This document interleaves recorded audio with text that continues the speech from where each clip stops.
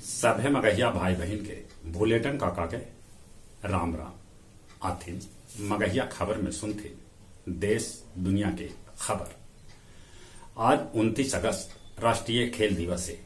Hockey के जादूगर major Dhyanchand के जन्मदिन उनका सत सत नमन। जलियांवाला बाग के नया स्वरूप के उद्घाटन कल प्रधानमंत्री नरेंद्र मोदी कल का।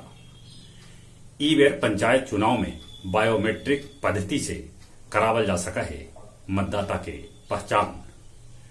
बक्सर के मानिकपुर हाई स्कूल के मैदान में उतरल सेना के चिन्नुक हेलीकॉप्टर 4 दिन बाद फिर से उड़ान भर। अपन देश में पिछलका 24 घंटा में कोरोना संक्रमित के संख्या 46,759 तक पहुंच गलक। अबले 24 घंटा में 509 आदमी के कोरोना से मरे के भी खबर है। केरल में अकेले 24 घंटा में 31,000 से ऊपरे कोरोना संक्रमित भेटैलन। पर्व त्योहार के देखैत कोरोना के दिशा निर्देश पूरे देश भर में 23 सितंबर तक बढ़ा देवल गए। बसपा के अंबिका चौधरी और मुख्तार अंसारी के बड़ भाई शिवतुल्ला सपा में शामिल हो गए। लेह में 11,562 फीट के ऊंचाई पर मोबाइल सिनेमा घर बना के सेना के जवान रचलन इतिहास।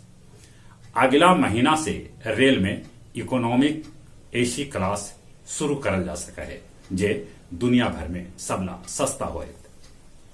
मुजफ्फरपुर के फकुली ओपी के पुलिस ग्रामीण विकास इंजीनियर अनिल कुमार के गाड़ी से पकड़लन 18 लाख रुपया। तेल टैंकर से आरा जा रहा 2 करोड़ रुपया के गांजा बारून पुलिस पकड़। कोयला घोटाला मामला में पश्चिम बंगाल के मुख्यमंत्री ममता बनर्जी के भतीजा अभिषेक और उनकर घरे वाली के ईडी समन जारी कैले। महाराष्ट्र और गोवा में आयकर विभाग 175 करोड़ के बेहिसाब संपत्ति के कैलक है खुलासा। नवादा में ठनका गिरे से दंपत्ति समेत 3 आदमी के मौत हो गया। जेफ बोजेस दुनिया के सबला कामयाब सीएम घोषित कर गया। काबुल एयरपोर्ट के प्रवेश द्वार पर फिर से हो ताबड़तोड़ गोलीबारी, मचल भगदड़। भारत रूस से खरीदत 70,000 AK-103 राइफल। इंडो नेपाल सीमा पर शक्ति बढ़ावल गए कहे से कि अफगान आतंकी के यही सीमा से घुसपैठ के आशंका। डेनमार्क के राजधानी कोपहेगन दुनिया के सबला सुरक्षित शहर। समाजवादी नेता पूर्व केंद्रीय मंत्री उपेंद्र नाथ वर्मा के मनावल गए 10वां पुण्यतिथि। शहीद भगत सिंह यूथ ब्रिगेड के 16 गो सदस्य मानपुर जोड़ा मस्जिद भी कैलन रक्तदान। दाह संस्कार करे जा रहा गेरे गांव के नरेश मांझी के फल्गु नदी में बन रहा रब्बर डैम के खाई में डूबे से मौत के है खबर। गया सिविल लाइन थाना के गाड़ी ड्राइवर एगो साधु के मारलक धक्का। लोग कैलन ड्राइवर के पिटाई। ड्राइवर डिप्रेशन में आके थाना के 3रा मंजिल से कूदल। एयर इंडिया से गया से दिल्ली के उड़ान अब 2 अक्टूबर से शुरू कैल जाए।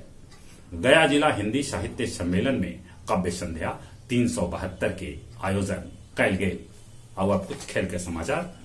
पैरा ओलंपिक के फाइनल में जगह बनौलन भारत के बैडमिंटन खिलाड़ी भावी नावन। बाकी फाइनल में वो चीनी खिलाड़ी से हार के सिल्वर पदक जीतलन। तीसरका टेस्ट में इंग्लैंड भारत के एक पारी और 76 रन से हरा दिलक। सीरीज कैलक 1-1 के बराबरी। यूएस ओपन कल से सभे ग्रैंड स्लैम जीते के चाहतन जोकोविच। दक्षिण अफ्रीका के पूर्व कप्तान काफ डुप्लेसी T10 लीग में बंगाल टाइगर के तरफ से कप्तानी। जहां तक मौसम के सवाल है, मौसम अभी गड़बड़ चल रहा है। आसमान में बदरी है, कितने नदी में बाढ़ है। कोरोना से बचे ले मुंह नाक पर मास्क लगाते, सोशल डिस्टेंसिंग के पालन करते, नीमन से हाथ साबुन से धोते। जौन उम्र 18 बच्चर से ऊपरे है तो कोरोना के वैक्सीन जरूर लेते। चलिए अपने सभे के एक बार फिर से भूलेटन काका के राम।